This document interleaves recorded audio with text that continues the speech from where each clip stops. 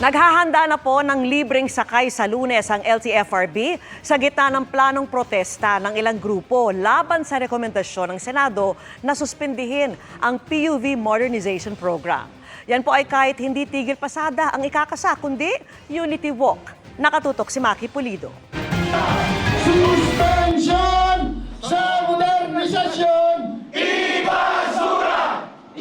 Ayaw tawaging tigil pasada pero marami sa mga nag-modernize na ng kanilang mga pampasaherong jeep at sumanib sa mga kooperatiba ang hindi papasada sa Lunes para magmarcha mula Welcome Rotonda hanggang Malacanang simula alas 5 ng umaga. Unity Walk daw ito para iprotesta ang resolusyon ng Senado na suspindihin ang implementasyon ng Public Utility Vehicle Modernization Program. Mala show of force daw ito ng 83% ng nag-modernize pero hindi pinapansin. How many of you will be in the Unity Walk? Kami, para bigyan lang namin kayo na mas maliwanag na perspective yan, noong December, libo-libo yung dumalo sa aming paglalakad patungo ng Malacanang. Dahil sa nangyaring ito, inaasahan na mas marami pa, doble o triple, ang dami.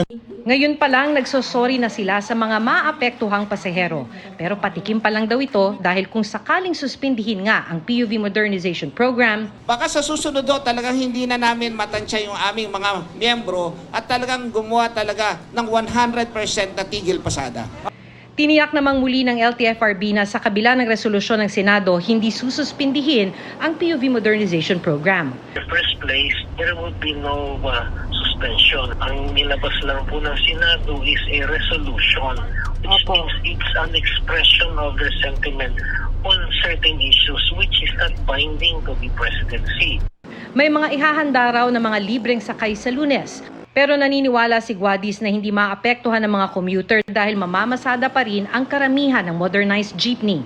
For the operators, it's a majority of them and probably their families. For the drivers po, ang warning is at the most only about 10% po para po wala pong major disruption sa daan.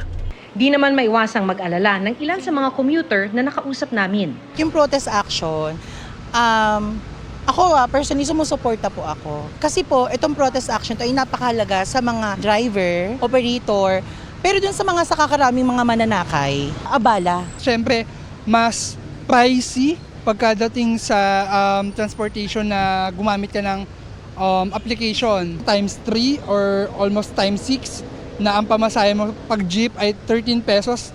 Regular fee, ang babayada mo ay 160, 170 or 200. Papunta na dun sa opisina. Para sa GMA Integrated News, Maki Pulido, Nakatutok, 24 Oras.